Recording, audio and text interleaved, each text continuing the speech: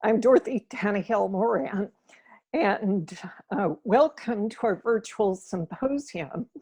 I think certainly the quarantine has taught us all how to be resilient, which is what our topic is today.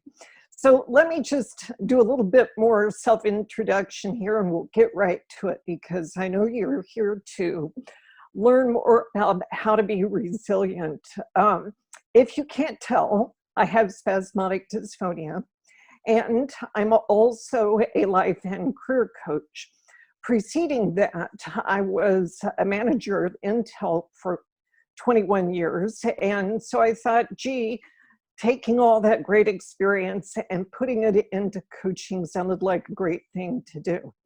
And for people in our community, that service is always available to you without charge. So there's the plug.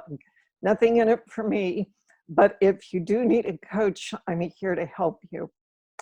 So with no further ado, I would like to really start talking about resilience and to give you what I consider to be some great examples of people with disabilities or various disorders and how they not only prevailed but became very successful. I think the first person that we all know is Stephen Hawking. He had ALS. He acquired it when he was 20, and by 21, he was in a wheelchair. And he almost goes without any introduction. He wrote a book from his wheelchair, pretty much unable to move most of his body, and went on to give lectures and weighed in on a lot of good scientific programs and discoveries. Another person that also comes to mind, perhaps not as well known as Stephen Hawking, is a man by the name of John Hockenberry.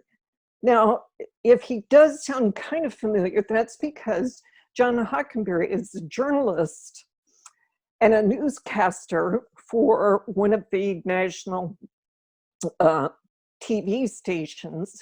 And in his career, he's done it from a wheelchair.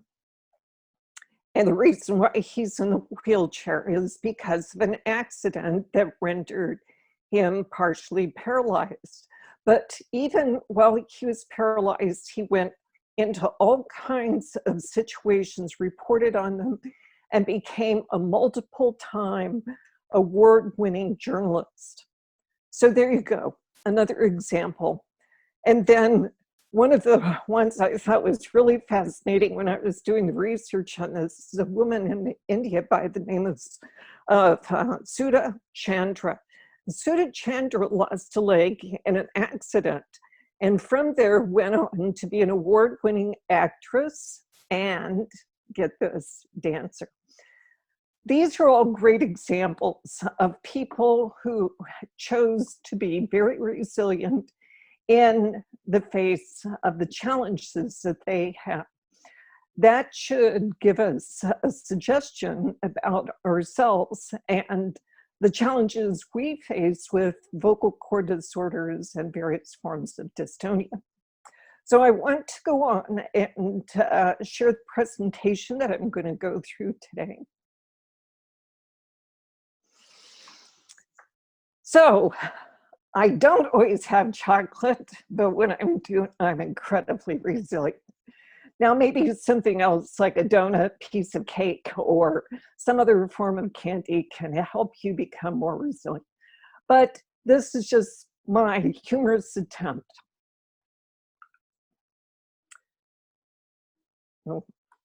Okay, so what I want to cover today is to start with kind of the basics. What are we talking about when we talk about resilience? What does it mean?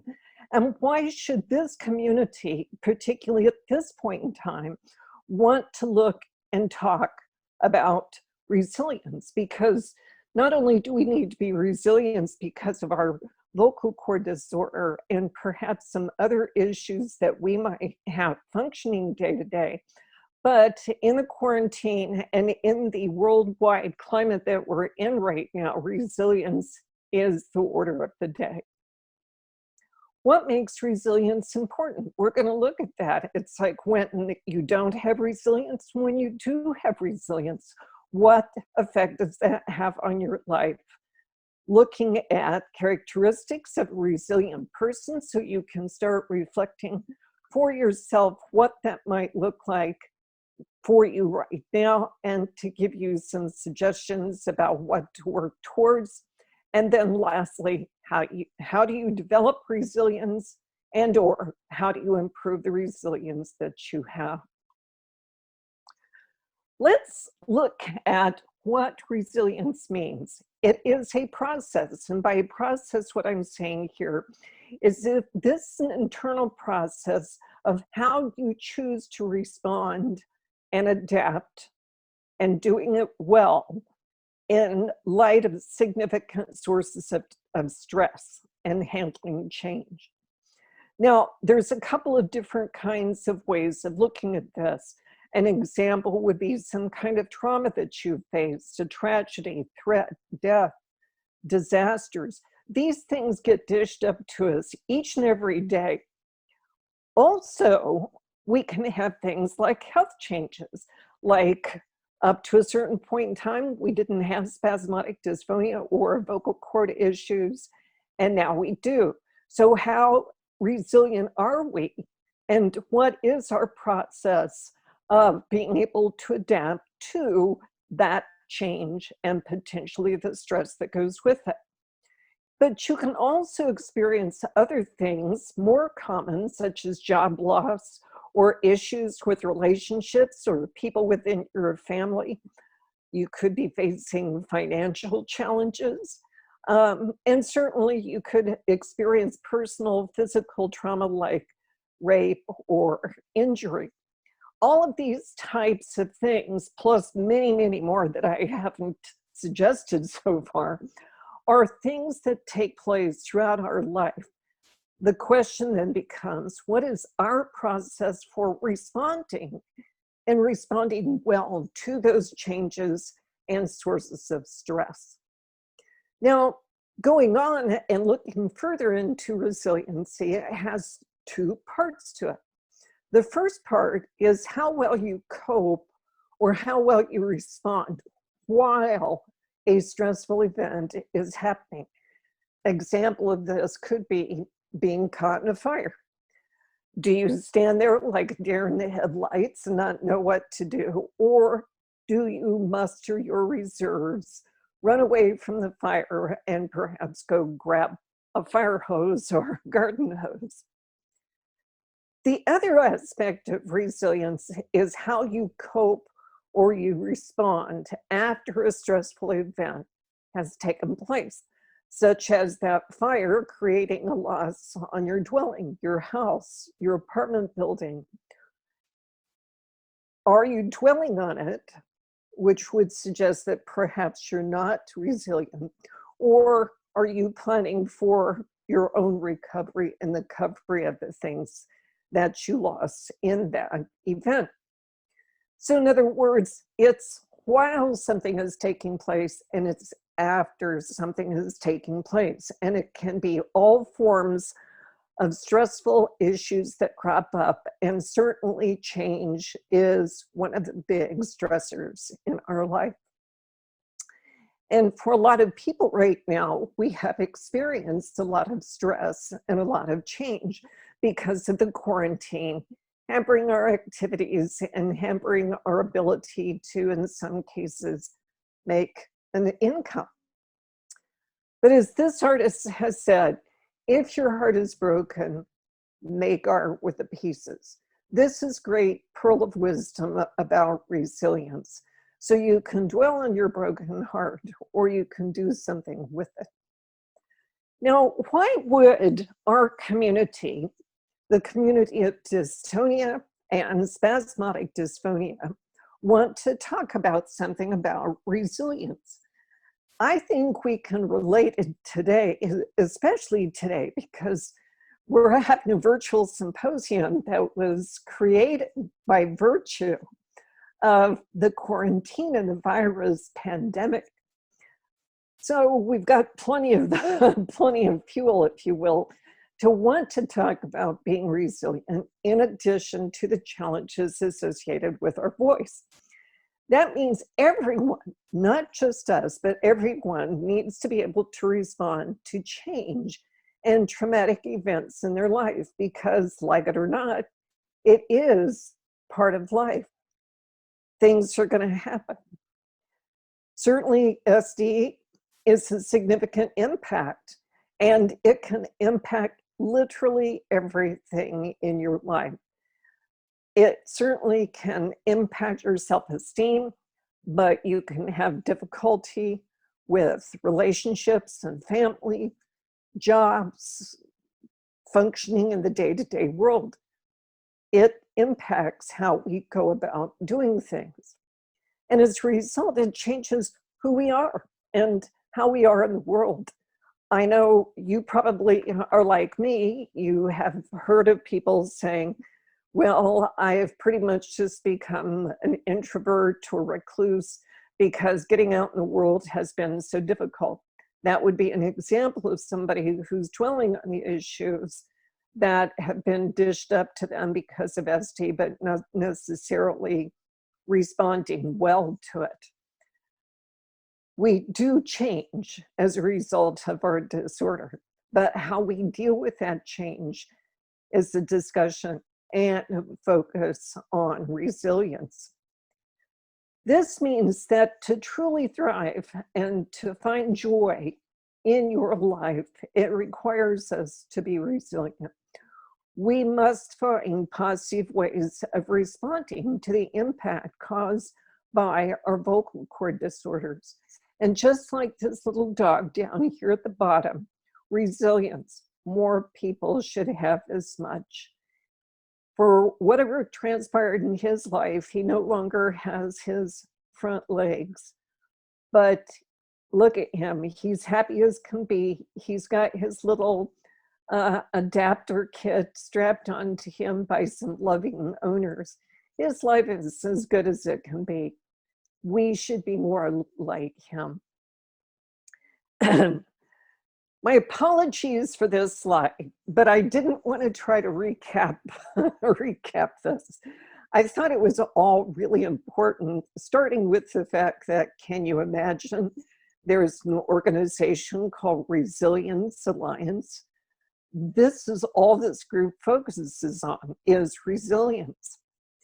What they have to say about the importance of resilience is that of all of the factors that contribute to adapting to change, the single most important factor is resilience. Our capacity to absorb high levels of change and to maintain a high level of performance. So it's both things. Sometimes change happens to us, and like it or not, something has changed. But then can we continue to perform well and have a high level of performance in all aspects of our life? When resilient people face the ambiguity, the anxiety, and the loss of control that accompany change, they tend to grow from the experience, and they grow stronger because of the experience rather than to be depleted by the experience. I think a great thing to self-examine right now is, how have you responded to the change brought about by the quarantine?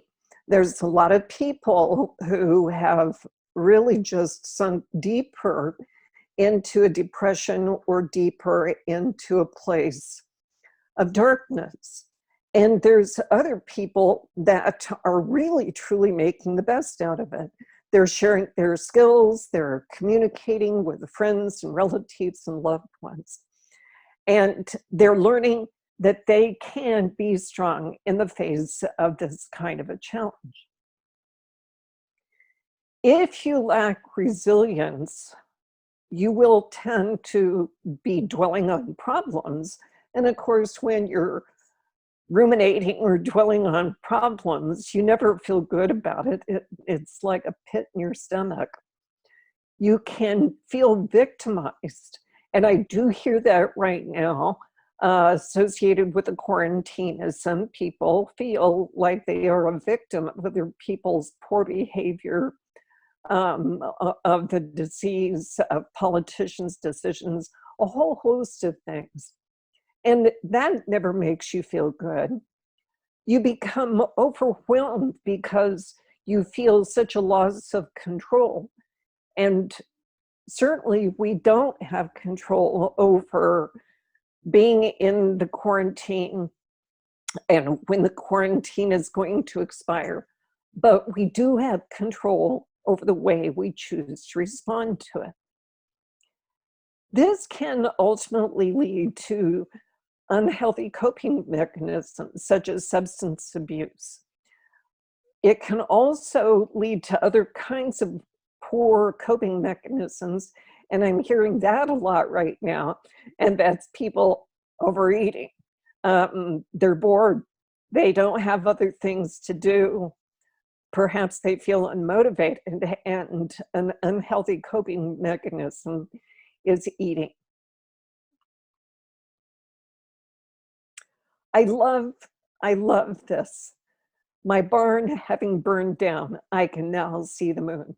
This is an example of a person who's truly resilient and is seeing the high point to a very tragic event. Because in the 7th century, a person's barn was very, very critical to their livelihood and their ability to earn a living. I can't imagine how devastating something like that would be. But here this person is saying, well, now that it's burned down, I can see the moon. What a lovely sentiment. Now, continuing, the thing that makes being resilient so important is if you do have resilience, you can see past what's taking place right now. You can see past these issues, and that allows you to enjoy life much more. You handle stress better. It doesn't mean that you don't have stress. It just simply means it doesn't stick to you, it doesn't stick on you, and it doesn't become the place by which you function from. You recover faster with whatever setback is taking place. And you tend to be a person that deals with issues real time. Again, this is all part of life. And you have to deal with these things. And how you deal with these is a matter of choice. So you can choose to take the dark side or the negative side of an issue that has taken place, or you can choose, like that farmer did, to discover something wonderful has taken place and you can now see the moon. Now, resilience doesn't make problems go away. In fact, it's about the problems that do come our way, but allows you to keep functioning both physically and psychologically. This means we acknowledge that we're going to have changes, we're going to have events that take place in our life, and therefore, if we are resilient, we can have a more joyful life. So it doesn't make these things go away, but it makes your ability to deal with them and keep functioning at an optimal level much higher. So yeah, maybe something, there's something tragic has taken place in your life. That sadness that you may end up feeling as a result is not going to go away. But you can push through it, and you can recognize that you can push through it and yet acknowledge that you're sad because of the loss of somebody or a tragedy that has taken place. Now, as we go through these characteristics, I'm going to suggest a little bit of self-reflection with each one of these, So you can look at these and go, does this sound like me? The first one is the ability to identify opportunities in turbulent environments.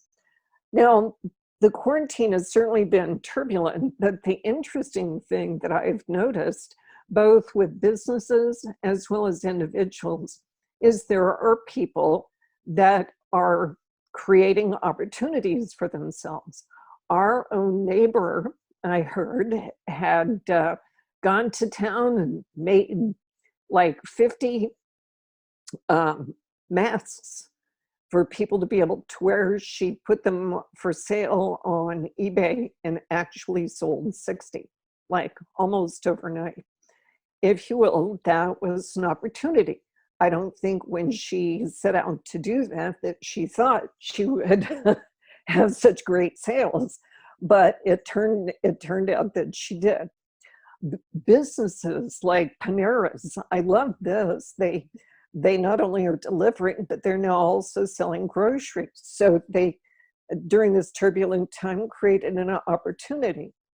And other people that are doing yoga and exercises and meditations and teaching classes online, all of these are characteristics of very resilient people who are looking at this and going, I still have a vision and I'm going to do this thing. And so they create an opportunity for themselves. One of the next characteristics of a resilient person is the confidence, the personal confidence to believe that you can succeed even in the face of uncertainty. This, and as you will see a little bit later as well, does predispose that you've got some goals.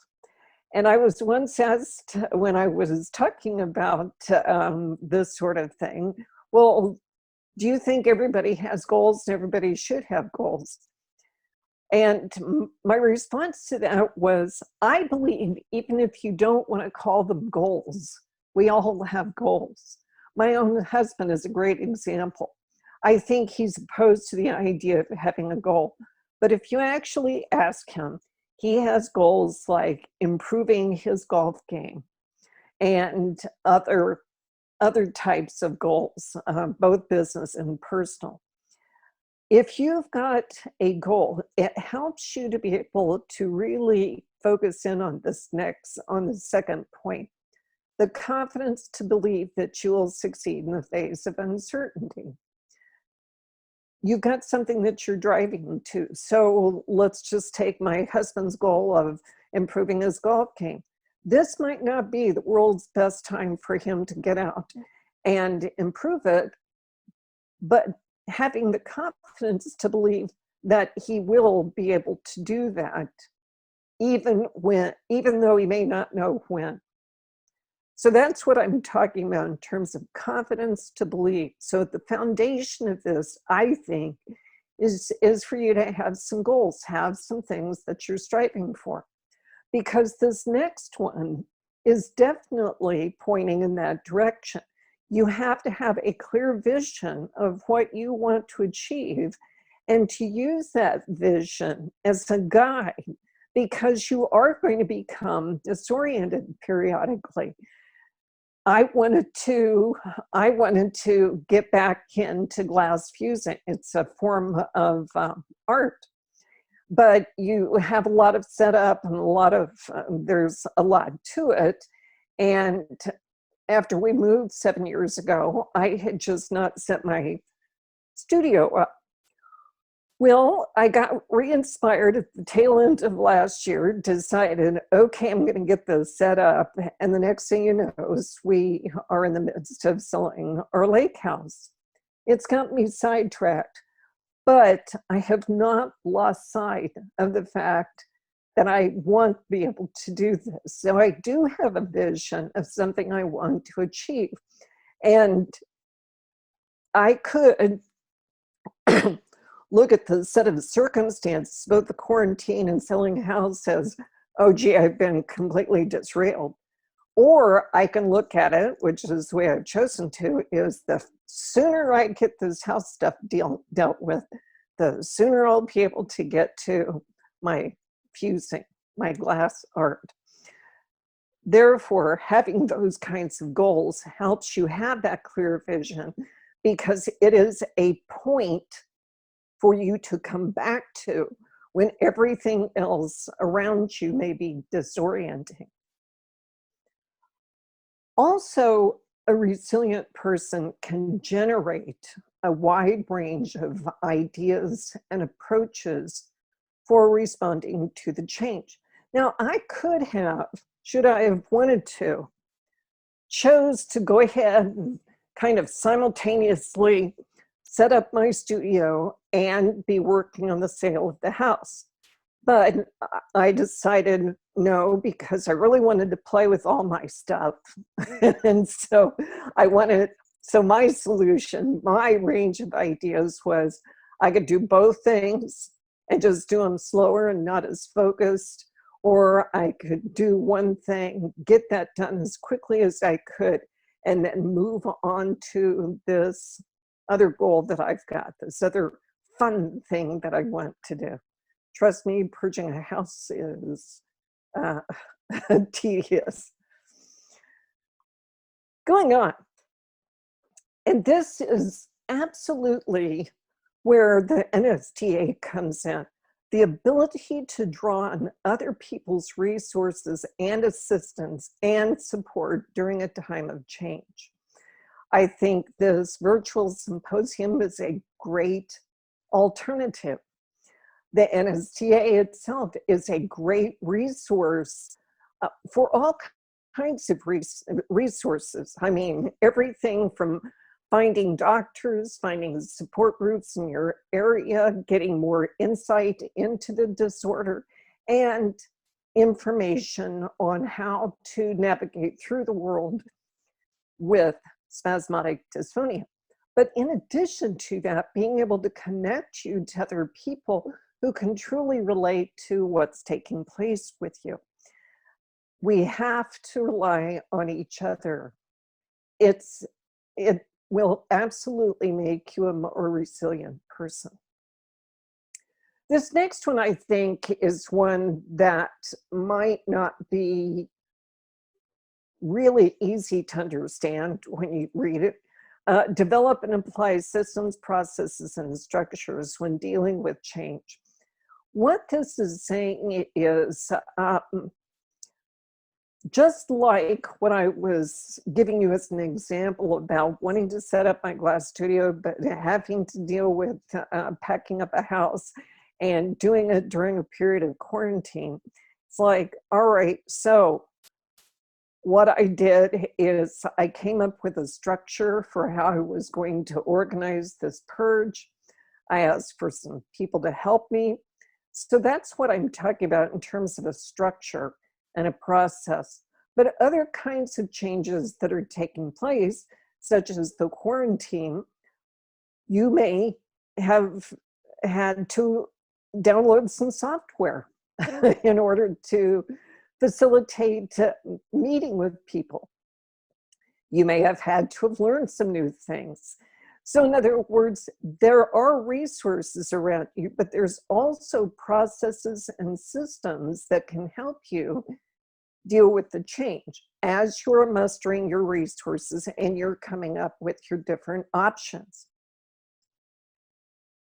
And lastly, people that are resilient initiate action even in the face of uncertainty. They are willing to take a calculated risk rather than seeking the comfort of how things are right now. Sometimes doing something is better than doing nothing.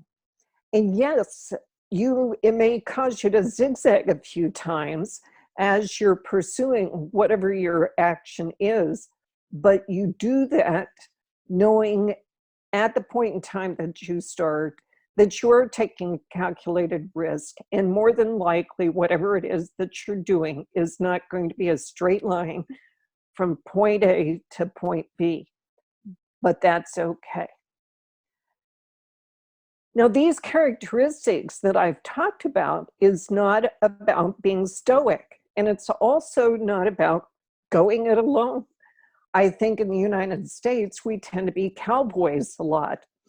We think, well, I just have to do this on my own because that's our cultural orientation. But really, you are going to be a far more resilient person if you do seek the assistance and support of other people.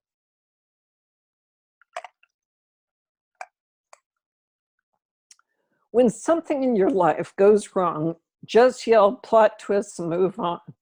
That's really what it's all about. All of our plans, and trust me, I'm genetically predisposed to be a planner. I love myself a good plan. But one of the best quotes I ever heard was, a plan cannot withstand a collision with reality.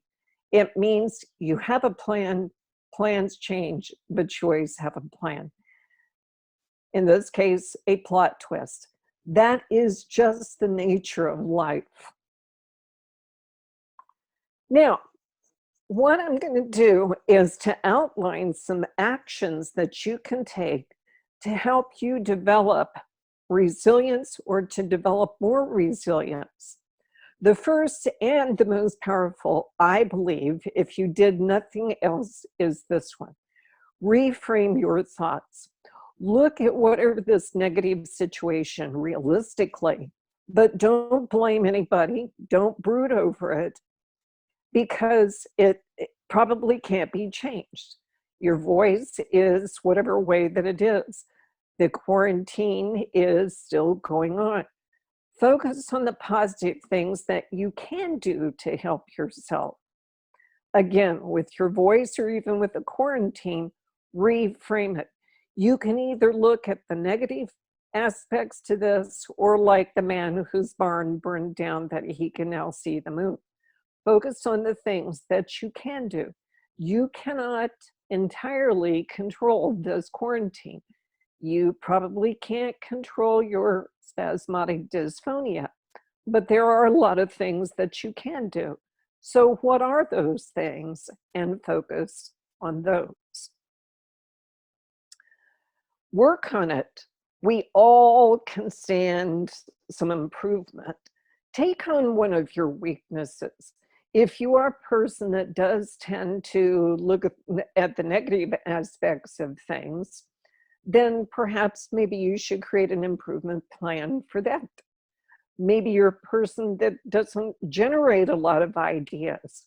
Okay, take something you're going to work on today and come up with 6 different ways that you could accomplish the same thing. Work on it. Develop your weaknesses. I'm always amazed when somebody says, well, I just don't have very much self-confidence. And like, well, are you working on it? No. It's like, okay, guys, there's all kinds of things that we can all work on. Work on them, develop, improve. If you've got a self-confidence or self-esteem issue, then work on it. You've got all kinds of resources, better than ever before. You do have to be realistic. You have to face facts. Plans for your future will never go as you thought they would. I'm sure that there was a point in time that you didn't think you were going to have a vocal cord disorder that was going to make life difficult for you as you were going through a drive-through at a fast food place. Oh, well, that's part of life. Change is part of life. It's more important for you to just realize, if it hadn't been this, it probably would have been something else. Always have multiple plans. Plan B, Plan C, Plan D. Let me tell you about my own plans. My birthday is coming up here very soon. And even though the stay-at-home orders, I live in Kansas City, so I'm having to deal with 2 different states and a whole host of cities. The range of expiration for stay-at-home is anywhere from May the 3rd to May the 15th. My birthday falls in that window of time. I wanted to go to a very specific restaurant for my birthday. So that was my plan A. But it now looks like that's probably not going to happen because the stay-at-home order is right smack dab where my birthday is. So I've come up with a couple of other plans. So plan B is a different restaurant for my birthday. And in the event that that doesn't work, then I'm going to indulge myself in making chicken fried steak. So I don't have a plan D, but I have 3 different plans. And right now it looks like plan A is not going to work. That means there's always options to help you push through to whatever your goal is. There is never just only one path to being able to accomplish the kinds of things that you want to. If you're a gregarious person and really have to have contact with people, then call them up. Set up a FaceTime, set up Skype, all kinds of things like this. The only difference is you're not sitting in the same room, but you are connected. You can see each other and you can communicate. If they're local, then maybe you meet somewhere where you can socially distance, physically distance for a while. My point is, there's always multiple paths to the same goal. Don't give up. There's 2 things going on. One is there is your goal or your vision, as we talked about on a previous slide. And then there are your actions. Don't give up on your goal simply because your actions towards your goal have been impacted. So it's like with spasmodic dysphonia. Okay, so I've got a vocal cord disorder, but I love sharing information and insight with people and teaching. So my goal is still intact, even though perhaps how I get there is different, but I still have my goal. And there's always other actions that you can take to keep you moving in the right direction. And the thing with my vocal cords and my SD and me speaking to people, I just felt like, it's part of my charm. It just, it's just part of who I am, because if it wasn't this, I'm quite sure it would have been something else. But my goal is to be able to teach, to educate, and to speak to people, just as yours is a whole host of other things. So don't let your spasmodic dysphonia derail your goal. Just find other ways of getting there. Lighten up. And this is really about having a sense of humor. Lighten up on yourself. Don't be so tough. Lighten up on other people. Like I hear people with SD going, oh, I'm so insulted. I feel so bad because somebody keeps thinking I've got a cold. And I told them I didn't have a cold. It's just my vocal cord. And then when I left, they said, I hope you're feeling better soon. Give them a break. They're trying to be nice to you. So lighten up on everything, including yourself and other people. We're all doing the best that we can, including those people that don't thoroughly understand what's taking place for you. That's okay. There's always going to be people like that. So grow a sense of humor, because isn't that better than being unhappy and being unhappy with that person that was wishing you well? As Peanut says, every time that you find humor in a difficult situation, you win, and you do. Look at failure differently. Boy, I know some people, this is really difficult, and they look at all kinds of things as a failure, including a friend of mine who went to a fancy event, dropped a glass of red wine on a very light-colored carpet. He felt he was a miserable social failure. And it's like, so everybody in that room is perfect and has never dropped a glass of wine or food or something. I mean, seriously, look at failure differently. Edison was supposedly the award winner for having 10,000 failures, and he just looked at it as opportunities to learn and to move on. You take on a different perspective about failure and things that don't turn out the way you had planned. So when things don't turn out, you choose to look at it as a lesson and not a failure. I mean, perhaps in the case of my friend who dropped the glass of wine, he could have looked at it as, well, maybe I shouldn't have so many things in my hands at the same time. There's got to be a lesson when these things take place. And if you don't learn anything from change, if you don't learn anything from your spasmodic dysphonia or the quarantine, you're not paying attention. There is all kinds of wonderful, beautiful things to really notice as lessons for yourself, as well as lessons for the entire world, if you will.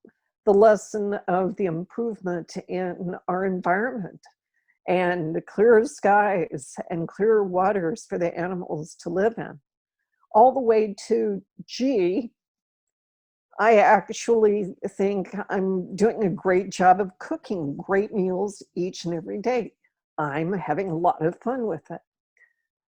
So embrace change and recognize that failure is also part of life, just like change is. And as I mentioned earlier, we are much better when we are seeking the assistance and support of other people. Ask for help. We're better and much more powerful when problems arise, when we face those problems with another person. Two heads are not just better than one. Two heads are greater than the sum of the two parts. We get more brilliant and come up with way more ideas when we are in the presence of another person that's working on the same problem with us. And another thing, you cannot possibly know or think of everything when a change arises, but another person is going to broaden your perspective and to give you some alternatives that you would not have thought of. And they probably also know of other resources that will help you. When you are sensing that you're part of a community like what we've got here, and you're developing relationship, it gives us strength. It's part of what makes us resilient.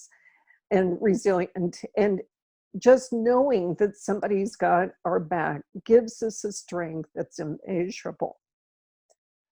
We can process change and we can process the struggles with a safe relationship, not somebody who's going to ridicule you or give you a bad time about what's taken place, but to truly make it safe for you to process whatever kind of emotional reaction you're having. Because like I said, it doesn't make it go away.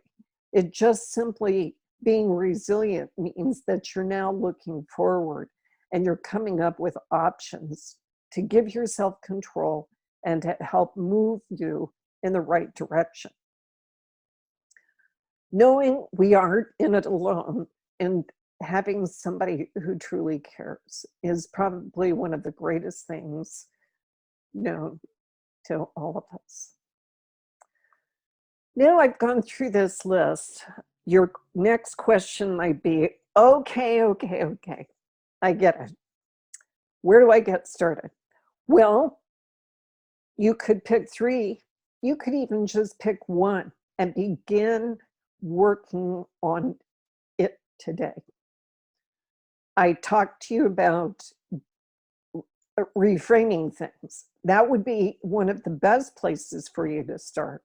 But perhaps you're toiling with some other issues, and maybe what you need to do is to develop a plan A, plan B, plan C, and a plan D. So in other words, you've got some things you could start working on today, not tomorrow, not next week, but today. Once you have selected those things, give yourself some reminders because we tend to lose focus of things. And the best way that you're going to stay focused is to have a sticky note or reminder in your calendar that's going to remind you, oh, yes, I was going to work on that. I need to set aside some time today to think about it. Give yourself some check-in points. 30 days from today, then 60 days, then 90 days, and see how you're doing. And absolutely, one of the most powerful things that you can do is to have somebody who is your accountability partner that will keep you going on the straight and narrow. Life is about change. I suggest that you embrace it.